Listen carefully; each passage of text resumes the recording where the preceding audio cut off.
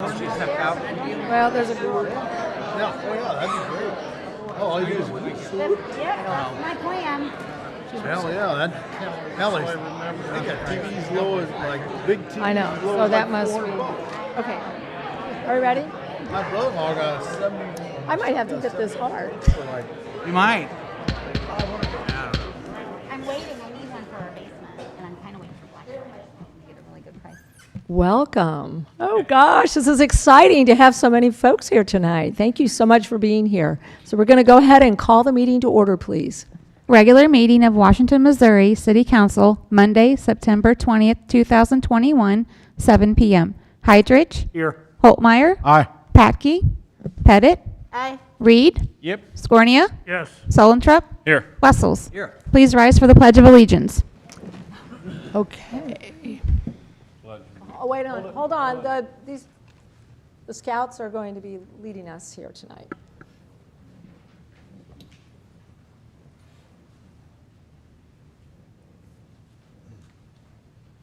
Pledge allegiance To the flag of the United States of America and to the republic for which it stands, one nation, under God, indivisible, with liberty and justice for all.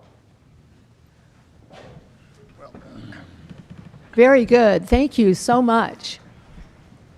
Law Enforcement Appreciation Event done by Osage District of the Scouts from Washington. So we're going to be having a presentation this evening from our scouts. So please come forward. Sure, come on up. My name is Eric Searcy. I'm the district commissioner Have for to the Osage District. talk into the microphone. Everybody, all the scouts want to come up and get around me. If you're sitting down, just stand up. But all the scouters, come forward. Okay, thanks. Aren't they cute? So we got a wide variety of scouts in this area that we're in charge of. So just so you know, we have a pack, a troop, and a crew from Troop 439, which is St. Francis Borgia. We have a pack at Our Lady of Lourdes. We also have a girls' troop, Troop 636, which the Rotary Club sponsors. We have another troop, 409, which is the Methodist Church. Is that correct? Then we have a troop and a pack 452, which is sponsored by Presbyterian Church in town. And we also have troop and crew 462, which is from the VFW. And we also have a police explorers post and a fire explorers post, all in this area, which the police department is so gracious to keep us safe on all our outings. So with that, you want to lead us in the Scout Oath and Law, please? All right, so the Scout Oath. On my honor, I will do my best to do my duty to God and my country, to obey Scout law, to help other people at all times, to keep myself physically strong, mentally awake, and morally straight. The Scout law. A Scout is trustworthy, loyal, helpful, friendly, courteous, kind, obedient, cheerful, thrifty, brave, clean, and reverent. Do.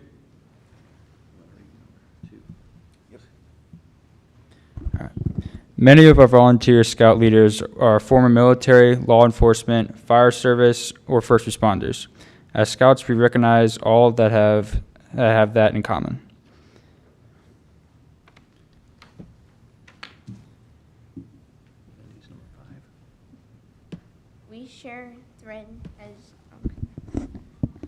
We share with you a common thread as you work to be prepared to protect our families in our communities. We share the same Scout oath and Scout law with our police and first responders.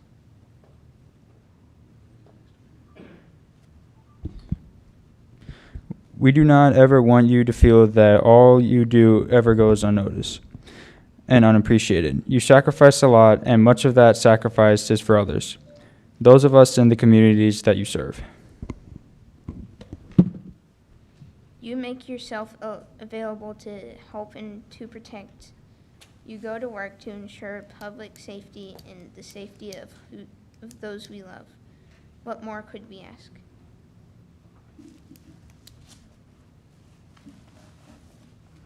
So on behalf of the Osage District and Greater St. Louis Area Council of Boy Scouts, would you like to accept this? It says, in deep appreciation for the discipline, dedication, devotion, and service to our community, Washington Police Department and first responders. It also has our official Osage District logo and patch on it. So thank you very much. Thank you, sir.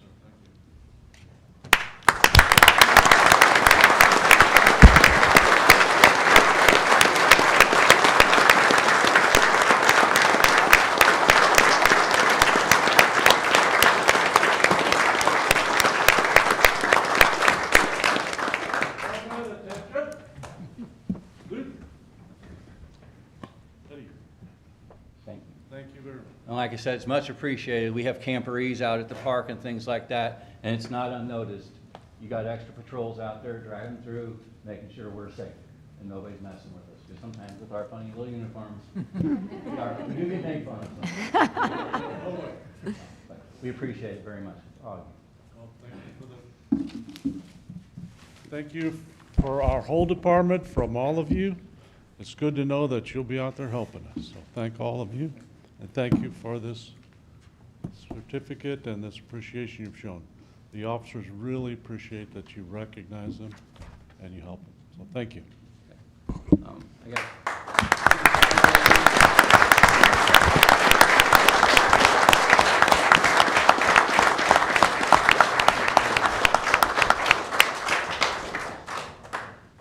Thanks to all the leaders as well.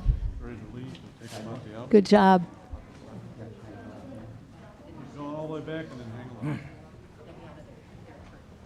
Oh, they're gonna sit down and stay. Oh, they're gonna hang. It's not necessary. They're going to be board stiff in about, in about 2 minutes.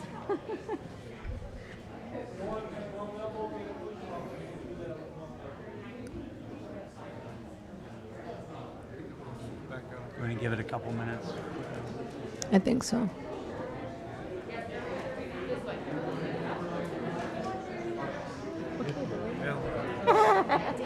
Thank you. That's nice. Now we'll see what happens when the dust settles.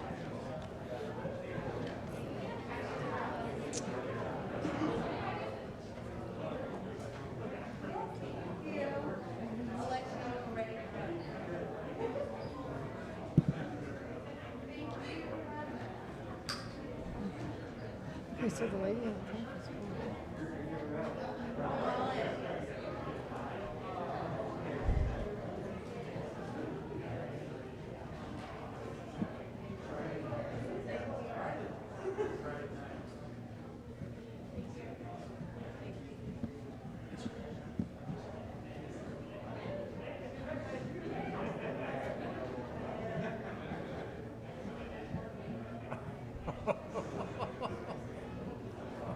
Must have just got a shot.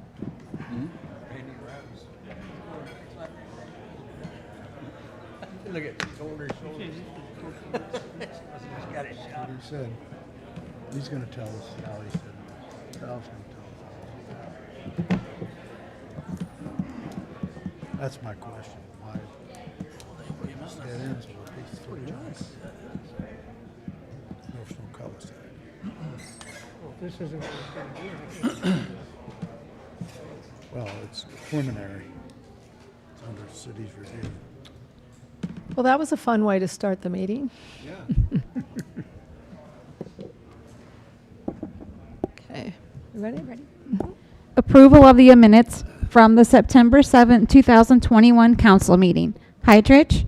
Aye. Holtmeyer? Aye. Patke, he's not here. Pettit? Aye. Reed? Yep. Scornia? Yes. Solentrup? Wessels? Having read the minutes, are there any comments or questions, any corrections? Make motion. Second. We have a motion by Solentrup, seconded by Holtmeyer, to approve the minutes from our last meeting dated September 7, 2021. All those in favor signify by saying aye. Aye. Opposed? By your vote, you approve the minutes. Thank you. Approval and adjustment of agenda, including consent agenda. You have a change order number 8 for Agnes Nolting Aquatic Complex, and you've got a blotter item for a partial release deed of trust ordinance with the Washington Redevelopment Corporation. Okay, are there any questions regarding either of these items? Now I'll make a motion. Second. Did you have a question, Mark? Is the deed the paperwork we just received here, is that? Yes. Correct. Yes. And ballpark, what is that? Just quick summary? Yeah, The quick summary of Redevelopment that. Corporation is selling a parcel to JV something. JB Enterprises. Oh, okay. JB Capital. And we have a deed of trust on that property for money that we lent to the Redevelopment Corporation. So in order to close, we have to release the deed of trust, and the proceeds of the sale will be paid to the city to reduce the note. All right, thank you. You bet. Any other questions or comments? Okay, Make a not. motion. Okay. We have a motion by Holtmeyer, seconded by Sullentrup, to approve the items on the consent agenda. All those in favor signify by saying aye. Aye. Opposed? By your vote, you approve the items. Thank you. Public hearings, fiscal year 2021-2022 budget of the City of Washington, Missouri. So as we've been discussing this summer, going over items that we're going to incorporate within the budget, Mary's got the summary for you in front of you for tonight, prepared that. Nothing, drastically nothing has changed, other than we do have the proceeds to go ahead and purchase the industrial park that we are still in negotiations with. But that is included within the budget for us to go ahead and purchase that. But like I said, we will find out that closing wouldn't be until the end of October. So, but other than that, everything else that we've given you, the budget highlights that I've given to you on the memo for the last two meetings remains the same. Okay, Mary? Okay. Included in your packet is the proposed budget for fiscal year October 1st, 2021 to September 30th, 2022. And this proposed budget includes estimated revenues, other financing sources, and projected reserves for a total of $67,165,270. In addition, we have expenditures and expenses for various funds and other financing uses for a total of $45,434,670, which leaves us with total projected fund balances as of 9/30/2022 of $21,730,600, which is very good fund balance. There's an ordinance that will follow this, unless you have any other questions. Nothing has changed other than what Darren mentioned, so. Are there any questions or comments? Mary, do you know what our balance was last year at this time? By Which chance? balance, the proposed balance? The projected fund balance. I can yeah, I have that here. I brought my details, just a second.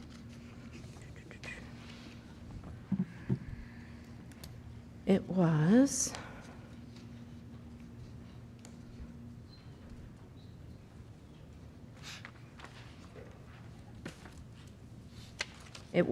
right at 20 million. Okay, thank you. Any other questions or comments? Mary, I know it's not, I don't think it has any relevance actually to the budget itself, but from your expense report you gave us, have we already started our new banking arrangement that was agreed to recently? Yes. The two banks in town, that has already started? Yes, that contract started as of August 1st. Okay, all right. So that, I see. Thank you. Okay, okay. Anyone else? Make a motion, we accept it in the minutes. Okay, it's a public hearing. Oh. So we need to. Okay, so, thank you, Mary. Is there anyone in the audience who would like to address the council on this item?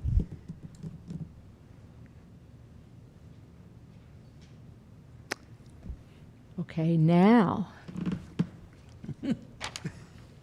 Make a motion, we accept it in the minutes. Second. Okay, we have a motion by Sullentrup, seconded by Holtmeyer, to accept this item into the minutes. All those in favor signify by saying aye. Aye. Opposed? By your vote, you accepted the item. Thank you. An ordinance approving the budget of the City of Washington, Franklin County, Missouri for fiscal year 2021-2022. Wessels? Aye. I'm sorry. No, Hold on. sorry. Introduced, Got ahead of myself. Introduced by Councilman Holtmeyer. Okay, are there any questions or comments? This is the ordinance that follows the previous item. We're all good? Okay, I think you have to read it again. An ordinance approving the budget of the City of Washington, Franklin County, Missouri for fiscal year 2021-2022. Wessels? Aye. Scornia? Yes. Reed? Yes. Heidrich? Aye. Pettit? Aye. Holtmeyer? Aye. Solentrup? By your vote, you approve the item. Thank you. Special use permit 821 East First Street. Okay, Sal? Go. Good evening, Council. On your agenda tonight is another request for a special use permit at 821 East First Street for short-term lodging, or informally known as an Airbnb, is what they're most of the time, the website they use to rent these, and that allows them to do lodging anything less than 30 days.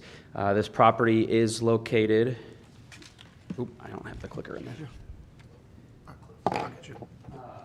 In the R1B single-family residential zone district. It is directly adjacent to C1 light commercial, just one property off of the Highway 47.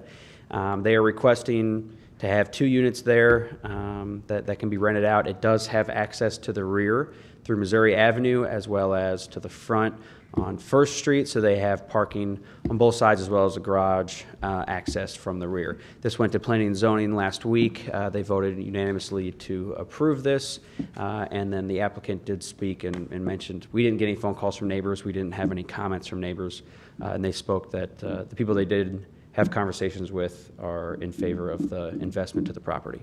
So, Any comments or questions? Hey, Sal, yes. suppose this person gets this special use permit and decides a few months down the road that they want to get back into the rental business or want to rent the house out monthly.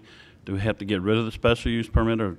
Nope. So once it becomes active, it stays active on the property, and then if they wanted to go back to long-term rental, it's just a change of occupancy from short-term to regular residential. Right now, whenever you are anyone who owns a short-term lodging, any Airbnb, they sign up for a business license and then an annual inspection to be done every June to make sure that it still meets the residential occupancy requirements. On the other hand, whenever you have a long-term tenant, you only have inspections whenever the tenant turns over. If you have a discontinuance of the short-term lodging for more than a year, No, that's if they haven't started within a year. if they haven't started within a Yeah. year. But what if they do, if they go back, and I'm going to follow up on Steve's question, if they does become a long-term, meaning greater than 30 days, and they do that for more than a year, does the special use permit go away? I don't believe it expires once you start using it, correct, Mark? Correct. Yep. Okay. It only expires if they Clarify. wait on if they sit on it for a year without beginning the use, Then then it expires. But Gotcha. once you start it, it sits on it follows the property from owner to owner. Sal, when they do this, do they have to submit some sort of plan? See, they're talking in their application, it sounds like they want to do some work on the place. I mean, other than get it through the inspection process, do they have to submit anything else to you in the way of what they're planning on doing? Not in conjunction with this application. They have to go through the normal building permit process to make sure everything that is built is up to code, get the inspection done. But they don't have to submit any of those plans to get this approved, because they could apply for those enhancements at any time, whether they're using it for short or long-term lodging. Other than report their earnings every month?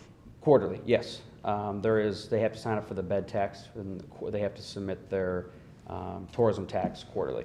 And that's part of the business license.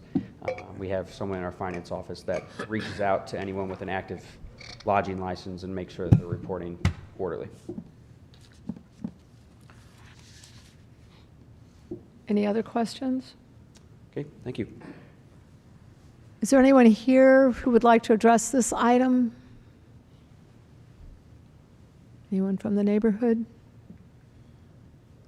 Okay. We'll entertain a motion to accept the item into the minutes. Make motion. Okay, we have a motion by Solentrup, seconded by Holtmeyer, to accept the item into the minutes. All those in favor signify by saying aye. Aye. Opposed? By your vote, you accepted the item. Thank you.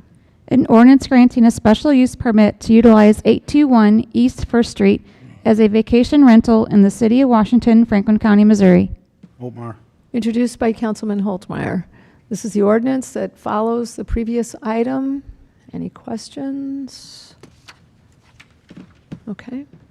An ordinance granting a special use permit to utilize 821 East First Street as a vacation rental in the city of Washington, Franklin County, Missouri. Wessels. Aye. Scornia. Yes. Reed. Yes. Hydrich. Aye. Pettit. Aye. Holtmeyer. Aye. Solentrup. By your vote, you approve the ordinance. Thank you. Citizens' comments. Is there anyone here tonight who would like to address the council on any item that is not on the agenda?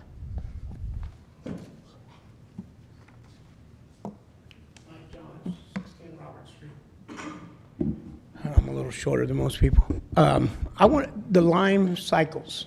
I just quick comment because you guys talked about last week. In Front Street is a problem. And I don't want to put words into your mouth, Mayor, but there's a clutter or a problem on Front Street, so they have to be put back. My question is, how about the rest of the city that has to walk out their door and they're laying all over the place? That's my concern is why. If that's a big deal on Front Street, why is it okay for us to deal with it? I'm just interested. Well, I think that was the proposal because a lot of them are staying down on Front Street. I do know that they are going all around town and things like that. I think people use them for transportation, and then they're still there in the morning because they ride them home or go to a friend's house and things like that. On Front Street, but the rest of them, we have to wait until somebody comes by and picks them up. Right. Right, so why didn't they go to Front Street and pick them up firsthand? Why didn't you ask that question to them? Go to Front Street first, clean up that mess, and then go clean up the mess everywhere else. Oh, well, I don't know. I don't think we've ever told them where they should start or where they should finish. That would have been an interesting question, wouldn't it? I think it would have been, to find that out and everything. And I don't know where you in the newspaper, where all these people think it's a great idea, because most of the people I talk to don't like the idea. Okay. You know? So I don't know where you get your numbers or your polling or what's going on. So, and there are young people underage driving them still. So I don't know how you fix that problem. There's a lot of issues because you're going to be voting on this pretty quick, and half of you think it's a great idea. And I hope somebody doesn't have to get hurt because they're running stop signs and doing all kinds of stuff. So I just wondered, I couldn't sit back and let you pass this and say, I didn't say a word, and somebody got hurt. Okay. So I wanted to be able to say that and realize the rest of the city is important too, not just Front Street. Absolutely. Right. I do know that like on a Friday and Saturday night, the vehicle that picks up the scooters and takes them back to their corral and recharges them, they are out there in the evening, from sundown or even before. They are moving scooters around and they are driving around. Now, I wasn't on my porch last Saturday night watching, but I have seen them a lot doing that throughout the evening and things like that. And if this is a financial thing at $200, $300 a month that you're making, talk to some people in the city. We could probably help you out if budget's that Well, tight. that is That's money, not the that reason money, for that, that's Mike. not why we're doing that. I think you're aware of that. And that money is not going, it is coming to the city and it is then being turned over to, I believe, downtown Washington, and they can use it for promotions and things like that. We never wanted to get into this as a moneymaker. It was just But I just wanted money you that to was know made. that there's a large spectrum of this city that thinks this is a bad idea and are frustrated with them, okay? So, you guys do your due diligence, and I'll be praying for you. All Mike- right, Mike, very the, good. Thank you. The traffic committee goes through every month, spends some time on it, and first thing we do is we go through any comments, complaints that have come in the last month. So I would suggest, you know, the people that you're talking to and so on, forward that. Sergeant Grissom chairs that committee, and he brings to us the complaints every month, and we go through them and see what we need to do to address them. And that's how we And that do it. could be too. The people just aren't contacting you because they're frustrated with your It could be. decisions. They need to do that, though, if they Right, want to try to. because a lot of them don't believe their voice is even heard. So, Well, I think this past month, we did not have any complaints, and last month, we only had 1 or 2. So most of they're those out there. complaints They are just aren't coming calling through. you or texting you. But they or- need to go through the traffic committee. Good point, Yeah. Mark. Okay. Okay. I will relay that on to them, and we can that. see what happens. All right, very Thank good. you. Thank you. Yep. Is there anyone else? Okay. Report of department heads, Ronzik Turf Infield Project.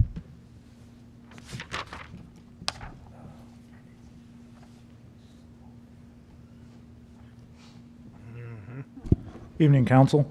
I just wanted to make you aware that, as you know, the Ronzik turf infield was pushed up in the budget here recently, and we are on track to start that project here shortly. I'm working with a vendor to get cooperative pricing, so we can start fairly soon. I'm hoping to have a contract to you all either the first or second meeting in October. I've been working with a group, Councilman Packey's on the group, Park Board members on the group. And Bob then- Kleppel and Kent Getzey. Yes, Bob Kleppel, Kent Getzey, and Councilman Packey are all in the group, looking at the project, asking questions, working with the contractor. So I just wanted to make you aware that things are moving there and should have a contract to you here soon. We're hoping to possibly get that project completed prior to the Legion season in May, if all things work out and weather cooperates and things like that. So, and then also, not on your agenda, but I should have a contract to you also in October for the Phoenix Park Playground. That was, Park Board made a recommendation at their last meeting to move forward with a specific design and color scheme. And so I'm just working with the company to get a contract to you all next month. Right now she's out of town, so that's kind of the holdup. Hey, getting back to Ronzik Field, how long does that turf last? Depending on use, I believe they said between 8 and 12 years. And so I would think that based on our usage, we would be on the higher end of that. Have you got a total cost on it yet? What's in the budget for The it? budget number is $350,000 is $350,000. what we had set aside through the capital improvement sales tax fund. We're pushing right at that. Yeah, we're approaching that number, but still under. Just for the infield, right? Correct. And think- that would include like dugouts and the bullpens too. I think you're going to do a walkthrough with Vernon Jones representative. Yes, I'm trying to set up a meeting with the group I mentioned on Tuesday, the 28th, with the sales rep who's out of town right now at the convention in Nashville. So, Now, when you say 9 to 10 years, that means you have to put a new one in then again? well, I mean, it would be, that's the average life of that field. So as you go through those years, you know, sun takes a beating, the feet take a beating, the chrome rubber stuff, you know, flows out of it through foot traffic and rain and things like that. But yeah, they said between 8 and 12 years is the life expectancy. But it will save a lot of maintenance on the, you know, our staff doing maintenance when it rains. None of their games ideally will get rained out unless we have major issues in the outfield. So we'll save a lot of money that way, staff time. Yeah, the football field up at Borgia is probably 5 years past due, and it's not that bad a shape. And so it's been there at least 12 years. And, I mean, so you can make them last longer, and that field gets a lot of use because it's, That's a whole football field. the whole football field. Yeah. You must have read my mind. I was thinking that. $38,000 a year to have an infield. Just let you know. Yeah, I know. It's expensive. Mhm. Okay, any other questions? I know. People voted them. That's what they want. Thank you. All right. Thank you, Wayne. I think it's a lot. Okay. Can I get a motion to accept the letter into the minutes? So moved. Second. Okay, we have a motion by Pettit, seconded by Holtmeyer to accept the letter into the minutes. All those in favor signify by saying aye. Aye. Opposed? By your vote, you accepted the item. Thank you. Ordinances and resolutions. An ordinance accepting the proposal for standard architectural engineering services with Horn Architects, Washington, Missouri. Introduced by Councilman Scornia. This is the contract with Horn Architects to go ahead. We've sat down with representative from their firm, discussed what needs to be done in order for occupancy with the proposed tenant that we have for the Waterworks building. And so in order to move forward with that, we need to go ahead and enter into a contract with them. Any questions or comments? Okay. An ordinance accepting the proposal for standard architectural engineering services with Horn Architects, Washington, Missouri. Wessels? Aye. Scornia? Yes. Reed? Yes. Heidrich? Aye. Pettit? Aye. Holtmeyer? Aye. Solentrop? By your vote, you approve the ordinance. Thank you. An ordinance approving a boundary adjustment for the original town of Basora, Block 38, Plat 1, in the city of Washington, Franklin County, Missouri. Holtmeyer. Introduced by Councilman Holtmeyer. Yes, thank you. This is another boundary adjustment at the corner of 6th and 47. This is the Dr. Mace's building here. And he actually owns both of these lots. You can see I've highlighted the current property lines. He's proposing to do an addition to the medical office. And in order to do so, he needs to amend this property line. We had a discussion if he was interested in possibly just getting rid of the property line since they are both commercial, but he wants to keep them on two separate tax bills for future use if he wanted to sell one off. And so we reviewed this in site plan. There's no issue with moving this boundary in this way, and there's no future setback issue because of the commercial zoning on each lot. They actually have a 0 setback on single story. So we recommend approval of this boundary adjustment. Any questions or comments? Sal, is someone living in that house? No, this is already Steamboat Financial, Oh. and they've renovated. And there's actually, this is an old aerial. There's a parking lot in the front. In site plan reviewed, he's actually going to make improvements to this alley, and this is going to be a new parking lot in the back here that you can access from the alley. And there'll be a staircase that gets you from this parking lot down to the rear. So it'll kind of be one commercial development there.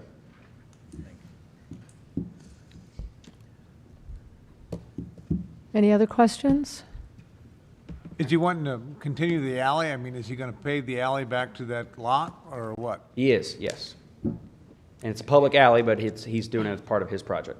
We're not busting through the 47, we're just, No, so it's actually been vacated. You can see where Uh-huh. it doesn't line up. So he'll stop at his current lot, and he'll have access to his existing lot, and who's going to pay for the alley? he will.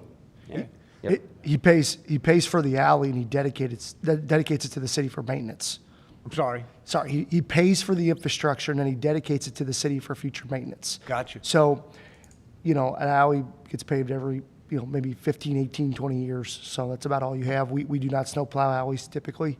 So it's really low risk, low cost to the city. Okay, thank you very much. Any other questions? Okay. All right. An ordinance approving a boundary adjustment for the original town of Basora, Block 38, Plat 1, in the city of Washington, Franklin County, Missouri. Wessels? Aye. Scornia? Yes. Reed? Yes. Heidrich? Aye. Pettit? Aye. Holtmeyer? Aye. Solentrop? Yes. By your vote, you approve the ordinance. Thank you. An ordinance authorizing and directing the execution of a partial release of deed of trust by and between the City of Washington, Missouri and the Washington, Missouri Redevelopment Corporation. Okay, this is the item we were discussing earlier. Sal, did you want? Hold on, can someone introduce the ordinance? Oh, you got it. I will. Yeah, very good. Holtmeyer, introduced by Councilman Holtmeyer. As Darren mentioned at the beginning of this meeting, this is just the addition to your agenda for the sale of Lot 15 to JBL Capital. And then the deed of release allows 353 to use the sale of that lot to pay back the debt for the Highland Industrial Park.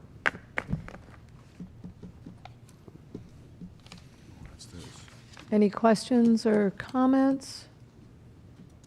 We'll be having another one of these hopefully at your second meeting in October. So sold 2 lots out there. Very good. Okay. An ordinance authorizing and directing the execution of a partial release of deed of trust by and between the City of Washington, Missouri and the Washington, Missouri Redevelopment Corporation. Wessels? Scornia? Yes. Reed? Yes. Heidrich? Aye. Pettit? Aye. Holtmeyer? Aye. Solentrup? Yes. By your vote, you approve the ordinance. Thank you. Commission, committee, and board reports. Preliminary plat approval, Terrace in Washington, Plat 3. Thank you. Figured I'd just stay up here tonight. So yes, this is the proposed preliminary plat for Plat 3, technically Phase 2, what they've already started, of the Terrace in Washington. This is the Highland Meadows development just east of there where Casey's is, and High Street extension, and then Don Avenue planned to extend west here. If you remember about 6 months ago, I think it was, we did the first phase of this platting, and you can see where that was actually done. Some of this road was already platted. The reason they didn't have all that done at the time is they were still kind of designing their site plan for the apartments, and wanted to get that finalized before they platted the road. I do just want to be clear tonight that what they're asking for tonight is a preliminary plat of this subdivision, actually getting the lots set out, and getting the roads and exactly in the easements exactly where they need to be. I have had gotten some questions since last week at Planning and Zoning that, council's voting on this apartment complex.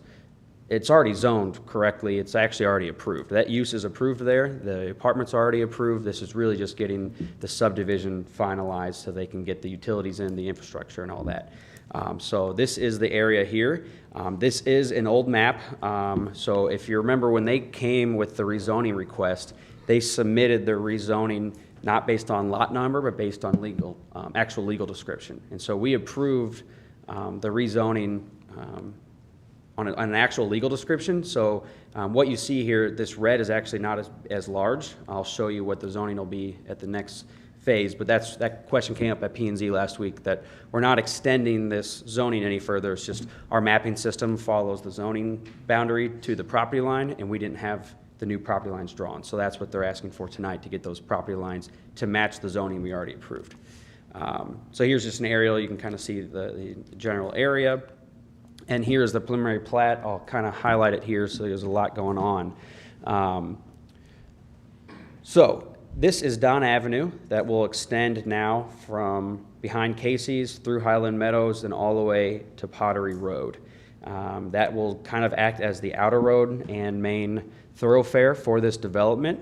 It does have right-of-way of 40-foot wide, and it meets 50-foot wide, and it meets the requirements of our subdivision code. And then you can see here KJ Honorstall Lane. Both of these street names have been approved in the first phase. They're just extending it now here. And so what's already zoned multifamily is this large piece here, and on the north side, this red piece. So the red and blue are multifamily. I have these color-coded just so you can see all the individual lots. And then these other lots are still zoned commercial for outlots. And so I believe this is actually kind of a joint between two property owners. I think the apartment developer only bought these 2 parcels, and then these outlots are still with the previous developer.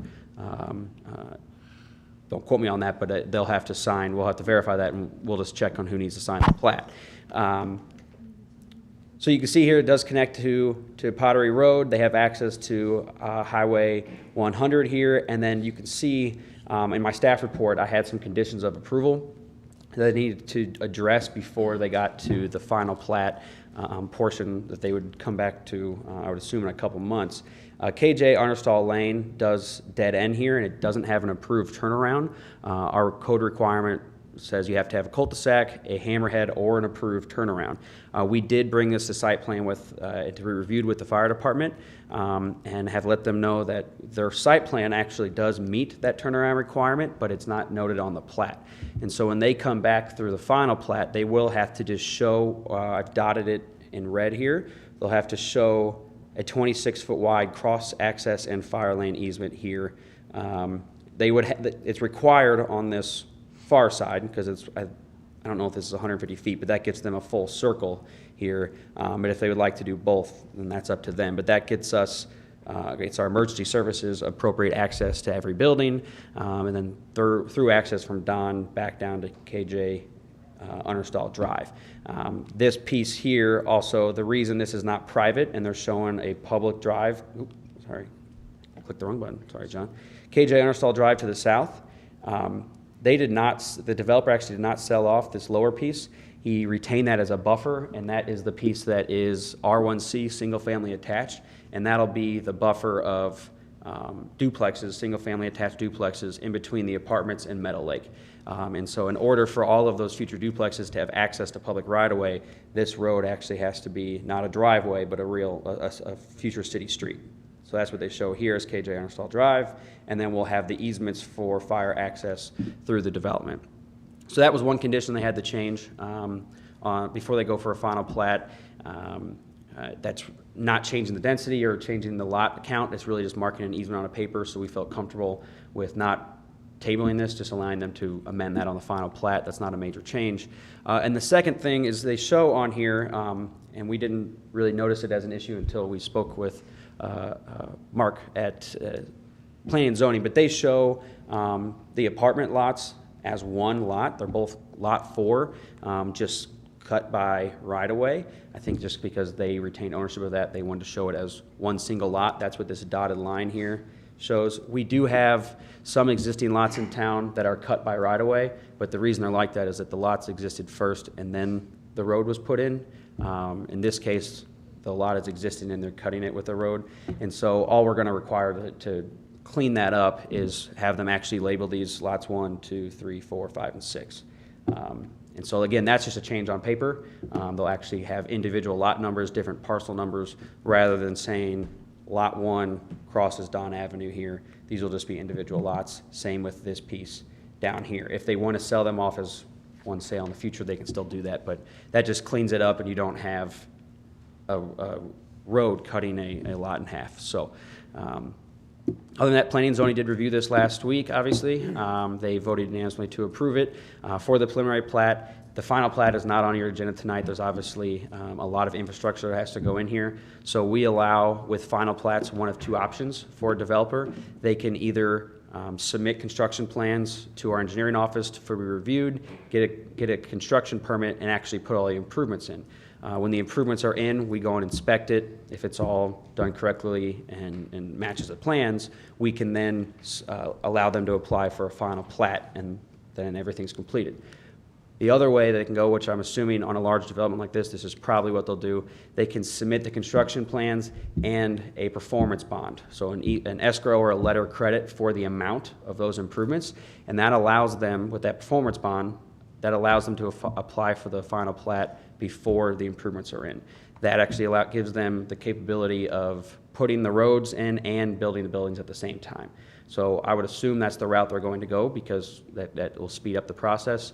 But we won't have a final plat on your agenda until they submit cost estimates to our engineering office on what those improvements will take. So this preliminary plat has a 2-year expiration date. I can't imagine they'd wait that long. But we'll be back in front of you with the final plat after the plans are submitted to John. And the last thing with that, if you go that route with the performance bond, you have 2 years to complete the improvements. If you do not do so, then the buildings cannot be occupied. So occupancy hinges on getting those improvements are constructed, submitted to the engineering department as built, and then I recommend approval to you all. We've done this every single time. I just want to remind you of that process. Yes. Sal, was there any opposition from any of the neighbors? Well, if you remember when we had these public hearings back when we rezoned it, we had I think a lot of people from Meadow Lake and off South Old Pottery Road. A lot of their concerns were met from the developer, one, putting a buffer in here so they wouldn't have parking or a building right up to the property line. And then they showed some topography that this is actually significantly higher than, Show me that buffer again. yeah, right down here. This is a buffer. Was there supposed to be one over by Pottery too? Well, they showed that this vegetation here, because of the topography, it's not a buffer that they would ever build anything there. It's just a buffer between the building. You can see the building outline here and where the closest house is. This is significantly lower than this by topography. So that's all we required as part of that. I guess I can see where Pottery Road is, but can you kind of show me where Hope Gravity would come into that? Yeah. Oh, it's way. Down here. Oh, okay. So Pottery Road, the new intersection will be right here. Coming And through. You'll have this outer road cut in right here. Kind of by the apartments there? What's that, I'm sorry? By the apartments across the street? Yes, well, it won't line up exactly, that's a little bit further south, but we actually have been working with their contractor to redevelop that intersection. Yeah, we've been working with their design engineer on Old Pottery Road. It's only 20 feet wide, and there's really no requirement to widen the road. But what we would actually do is move the intersection that you see there by the apartment, by Pleasant Drive, I think. Yeah. That would actually, we're proposing to vacate that, and then it would funnel to where Sal's pointing right there. What that does is then that keeps traffic away from those other residents that didn't have traffic before. Right. And it funnels everything to one intersection. So now anyone leaving this development on Don Avenue will not cross in front of an existing single-family home. They'll have Correct. direct access to Pottery Road without crossing someone's driveway, or going in front of someone's driveway.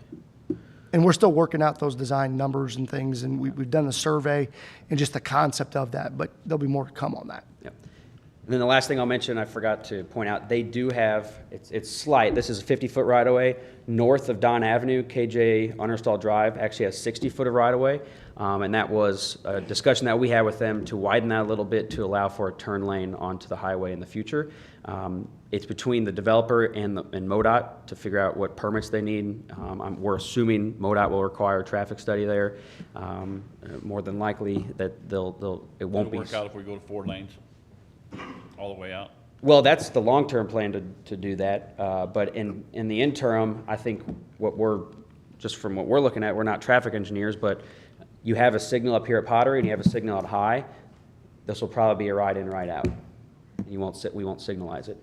But a traffic study required by MoDOT will determine that, but that seems like the most logical, that you'd have limited access here on the highway, and then you'd have existing signals to the north, to east and west. What's the distance from KJU Understall Drive to High Street? And do they meet density requirements? They do meet density requirements. So for 310 units, it's 3,000 square feet per unit gross area for the lot. That was another question that kept coming up. Are these units 3,000 square foot units? The apartment's not 3,000 square foot. Our zoning code requires 3,000 square foot of ground per unit.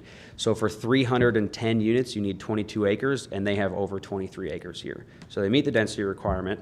And for the access, I couldn't tell you an exact, but I mean, you'd have quarter mile longer. I mean, there's no reason to think that High Street and KJ Understar are going to be too close. You have a lot of distance. You can't even, it's not even cut off from this aerial here. So.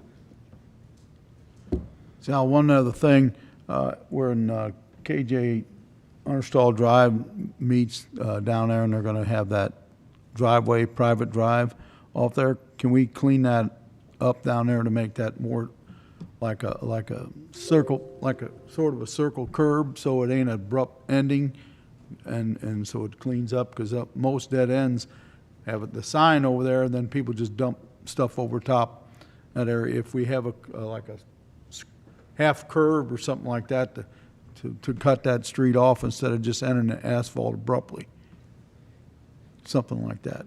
I guess we could require that just to show the right-of-way, but without requiring a cul-de-sac needs to be 100 foot wide. They don't have the room there for that, and we don't even require that if they have this north-south easement.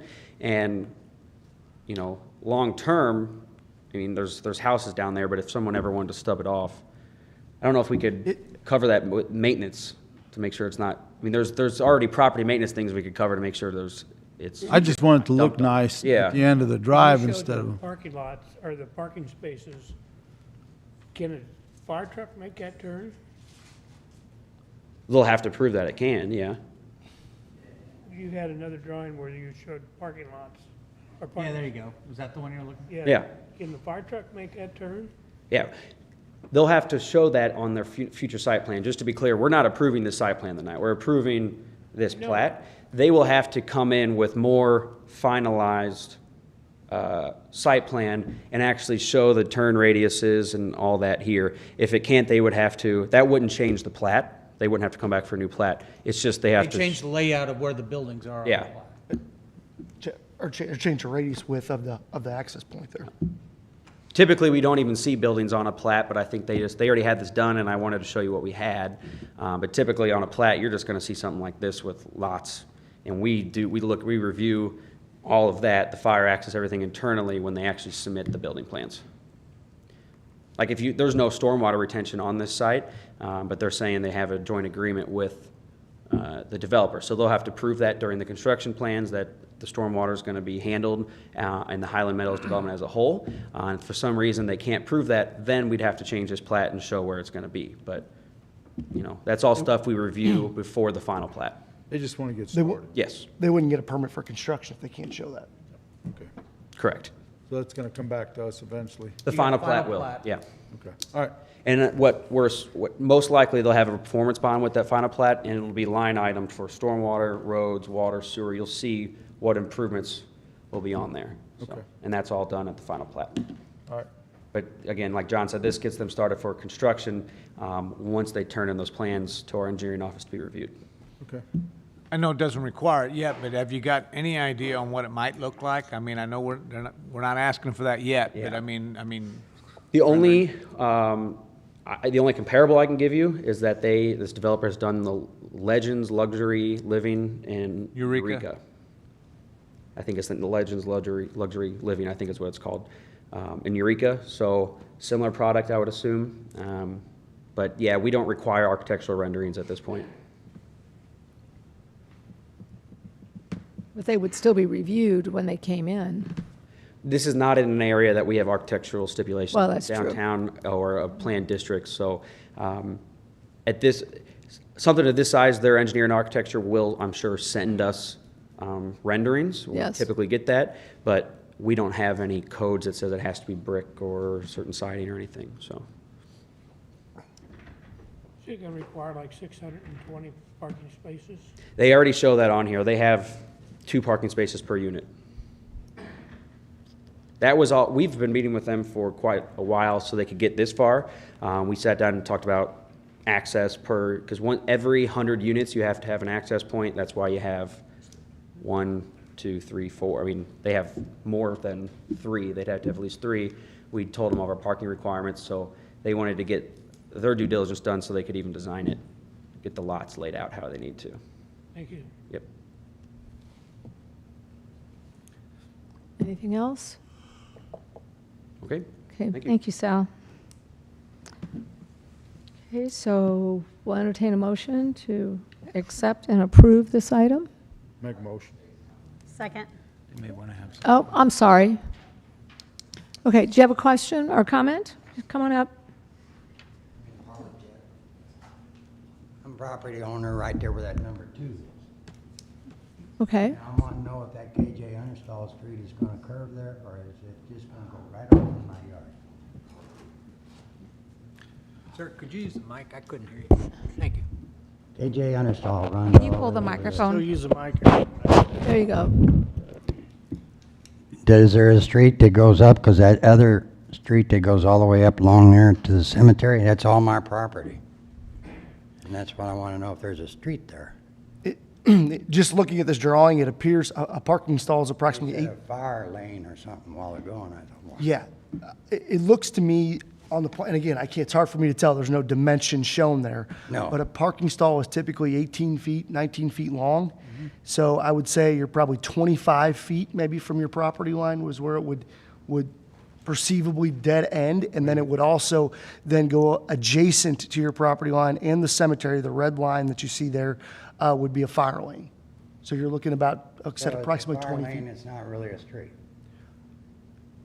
It is not a publicly owned right-of-way. It can be accessed with vehicles. People in that subdivision can use it. Correct. Correct. That's what it's for. That would be what it's for. Correct. Okay. So Joe said something about maybe they could make a cul-de-sac there, because right on that corner, I don't know how far that is, maybe 110 feet off the property line, up. That puts it right in my back door. It's, Gotta have it on according to the plan that we see right here, and again, we've I not ain't seen. trying to change anything. No. Oh, no, I know. I know, I I just want understand. to know where everything's at. Yeah, so, I don't have a good way to point. Does this work, so? You have the pointer? I have it? Hold on 1 second. It's not working. In that corner. Okay. This right here is where you're concerned, right Yes, there? sir. Yes, sir. So as I said, these parking stalls are approximately 19 feet long, most likely. So you see how this area is bigger than that? So I'm assuming that this green space here is approximately 25 feet. Okay, from your back property line. All right. Okay? Now, this dark bold line right here as well, that's a retaining wall. So there'll also be a retaining wall back there as well to well, I didn't know basically that. block your property. Now, I think your property would be You're above going to this. run the water line through there, Correct. and I talked to you then. Yes, exactly. So I could meet with you out there to give you some feeling on where that's at. If I recall, there were some trees that were planted maybe. Yeah, but that was for you to get through the And I'm subdivision. pretty confident, you see how this cuts out right there? I think you were able to acquire that easement from the previous owner back then. Okay. So that tree line's right there. You have an additional 25 beyond that tree line. Okay. Does that make sense? Yes, I So understand. it's a pretty, I mean, you're looking almost 50, 60 feet, which is pretty Right, I was substantial. worried about them coming down KJ Uninstall, and there's my house. No. Light right in I'm pretty confident that that's not the case. They really would have no right to even get on your property where those trees are at, because I believe you own those trees. I own them trees. Yes. Yeah, And 40 feet. correct. Does that answer your question? Yeah. Perfect. All right, thank you. Thank you. Mr. Jett, can I get your address?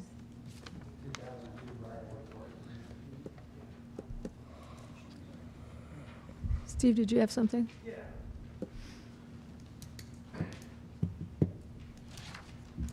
I'm Steve Hoffman, 2045 Spring Valley Drive.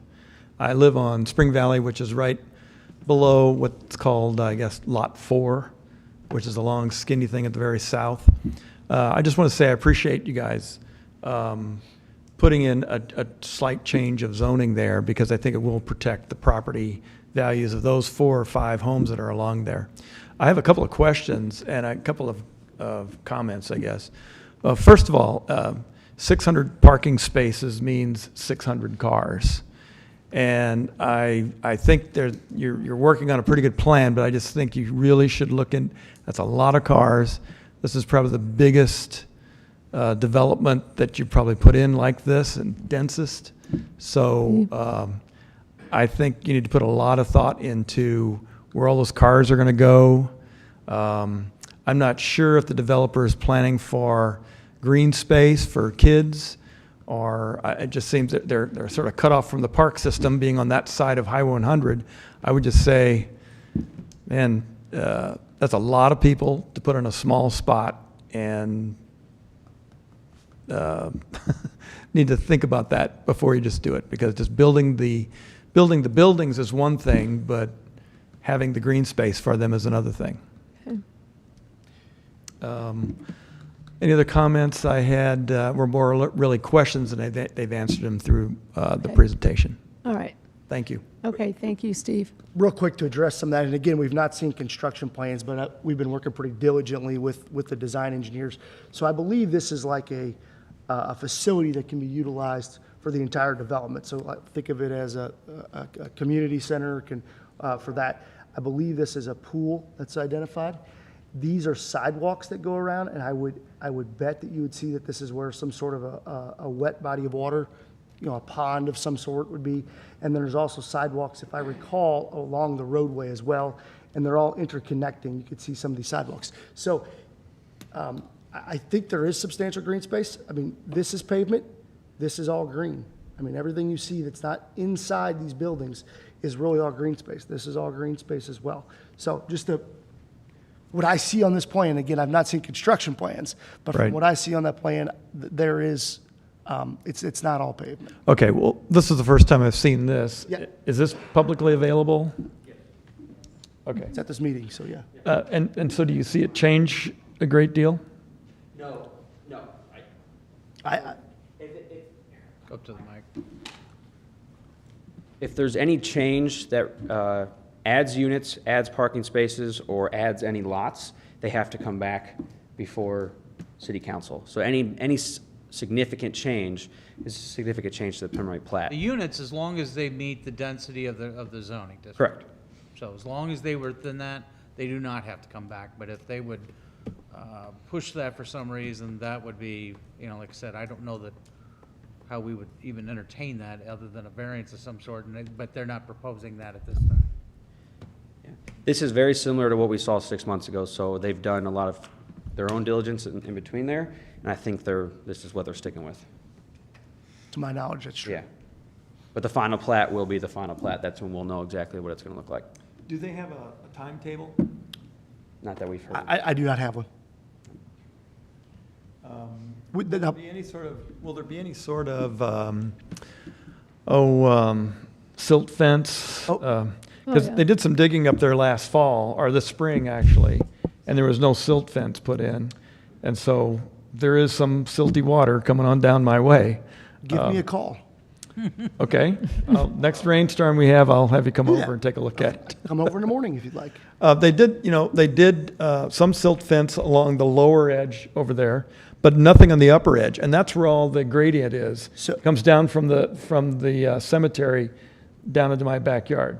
So the Chapter 420 of the city stormwater code requires any development that requires a grading permit to put up silt fence.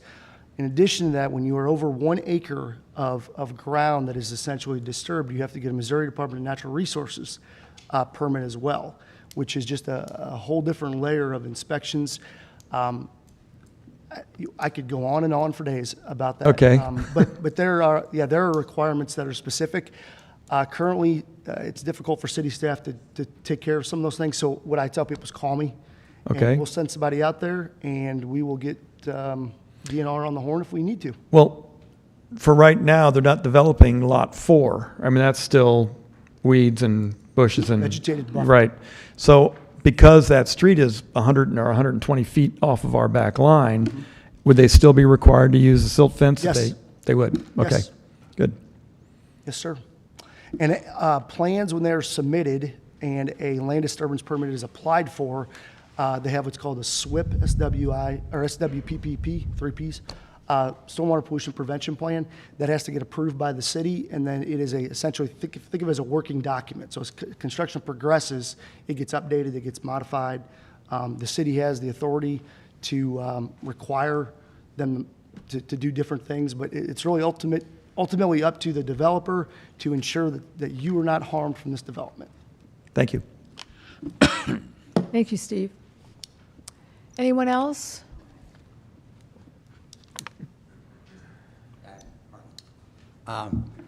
Is there any way that they would ever run that into Meadow Lake and hook up to Meadow Lake?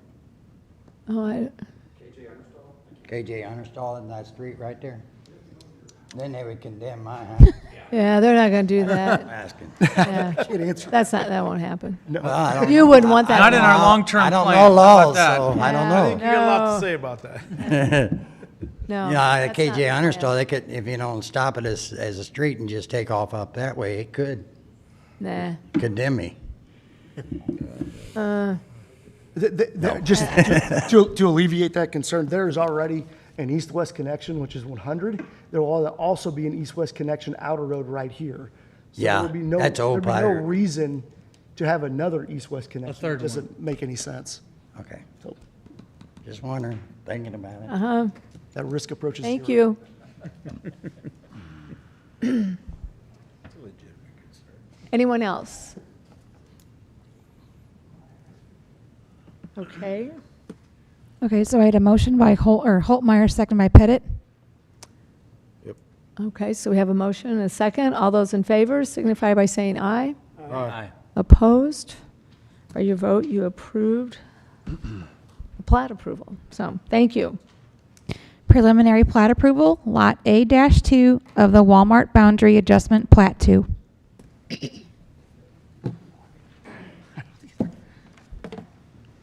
Thank you. So on your agenda tonight, this is actually a preliminary plat and final plat, which I'll explain why this is a different situation than one we just looked at. But this is the JCPenney lot. It was the original Walmart. That's why the plat still says Walmart boundary adjustment. And what they're proposing is to have an additional outlot here to the north of this lot. So we just have done this twice. When McDonald's did an expansion, they did an amendment. And then when Panda Express built, we did another amendment. And so now they're requesting to do an additional outlot on the northeast side corner of this lot. See, it is all zoned C2 general commercial, so it doesn't require any minimum lot sizes, but they are proposing just under an acre, 0.98 acres for this lot A2. So currently, I'm sure everyone is aware with this area, when you come in behind the gas station here, there is no real delineation on how to traverse this parking lot. You can see how wide that pavement has been worn in different areas. Some people just cut right across and some people go here. You can see on the original easement there actually is a cross-access easement shown here. I have it highlighted in red because they are proposing to vacate this easement here, as you can see with what's highlighted in red, and then amend it to widen it down to the south. So you'd have your cross-access easement through the parking lot here, and then continue. And this also allows for utility easements as well, water and sewer. All the public utilities are already in place because they were extended to that lot to the rear for Panda Express when they built the water and sewer. And there is also, because this is a little bit further north, water access along the highway. There's a water line that runs just in between this lot and Highway 100. So they have submitted a preliminary site plan of what this will look like, and I thought it was helpful for everybody to see. But you can see this is going to be a 4-tenant structure here with a drive-through, and they do have dual lanes here for access to get around the wait line. They have more than enough room that, for the 5-car stack that we require. But the real main reason I wanted to point this out is everything in blue here is actually new curb and gutter. And so right now, even though they're adding traffic to this area with the proposed development, we actually think that it can make an existing situation better with the fact that you're going to have newly painted and striped area to the south here to delineate an actual driveway into this development, and then curb and gutter here to delineate what is actually this property. They are adding more parking spaces than they're taking away. They are adding 42. They're adding 45, and per this development, they need 42. So there's no issue there with what they're encroaching onto the JCPenney's lot. And as you can see here, you'll have ample access through here. You can still get to Highway 100.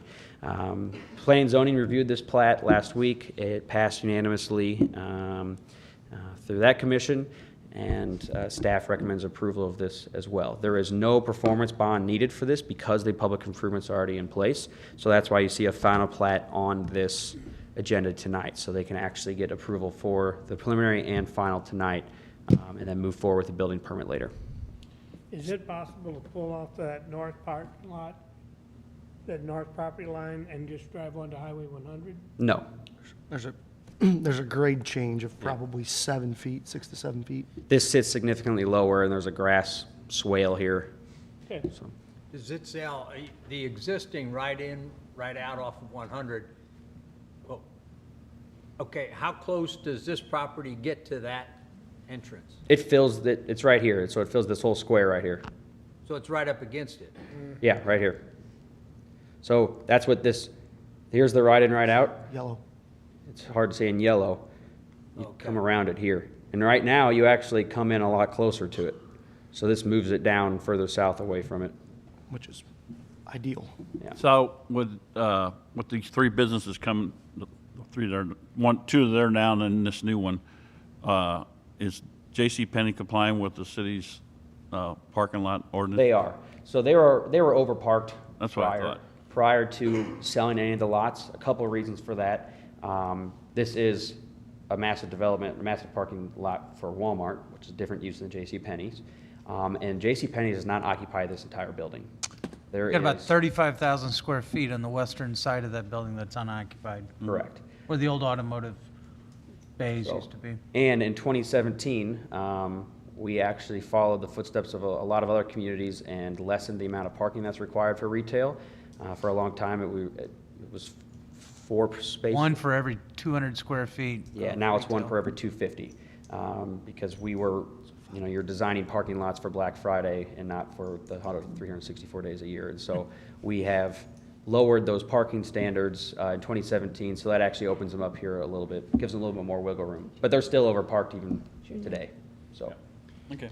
Hey Sal, while we're talking about this building and this lot, on that west side where we were just talking about the unoccupied, is there anything that the city or John or Darren, is there anything the city can do to ask for them, paint's just peeling off the side of that building? I've had several people ask me about it. I said, we can have it looked at as a property maintenance. Property maintenance issue.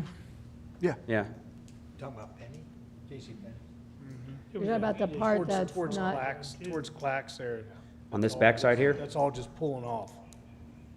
Yeah, we could check and see Sure, yeah. if anybody, I don't know if anybody in building department's got an open file on it. If they don't, we can do an inspection. Sal, you don't know who the tenants are, do you? I don't publicly. There were some people in the audience last week that. There was one, he had a banner on. Yeah, so, but no, the Plat does not have any names, so. It had JJ initials. I don't know what that is, but. so,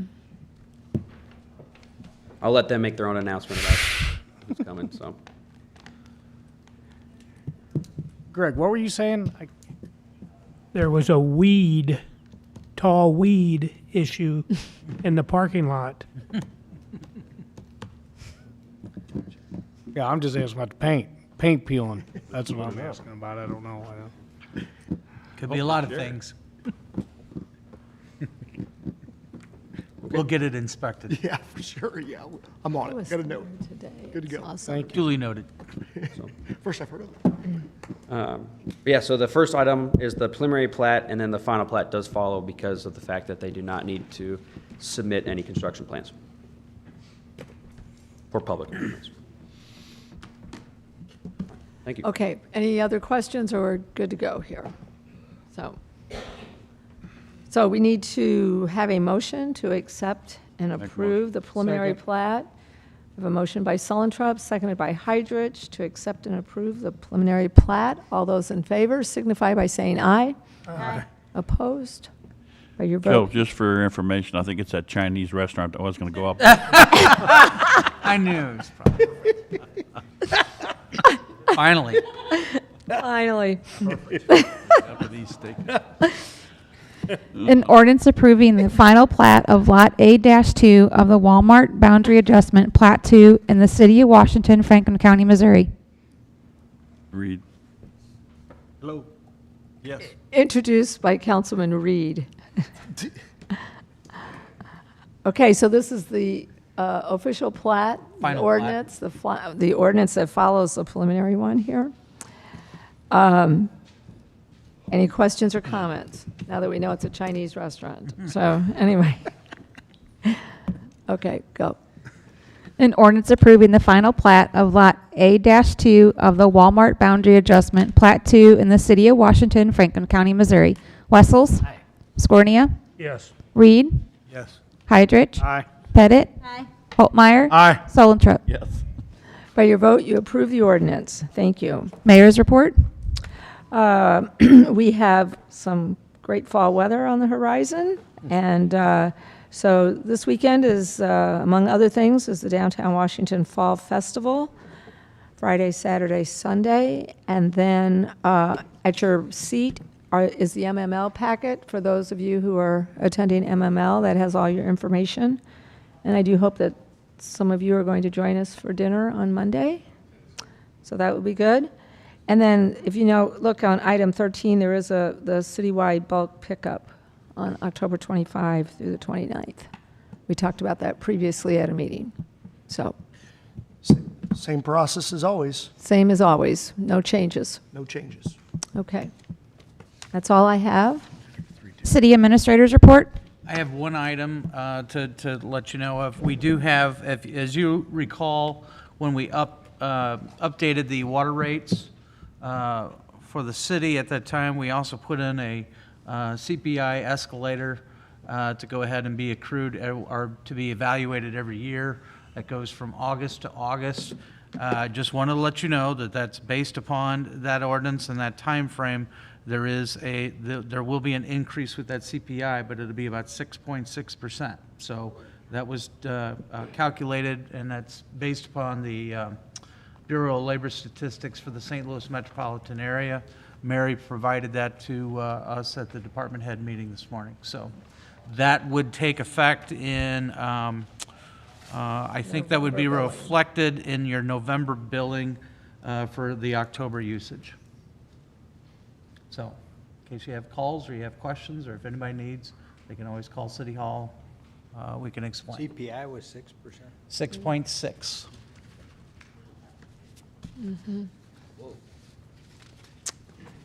Okay. Council comments? Any comments? Yes, I got one thing. I just want to give this to the council to think about it. I know Councilman Packey's not here, so I don't want to make a motion. But last week, we, at Planning and Zoning, Sal gave us some existing downtown district pictures, overlay, and he's got a proposed new downtown district, which is bigger. I would like for all you to think about,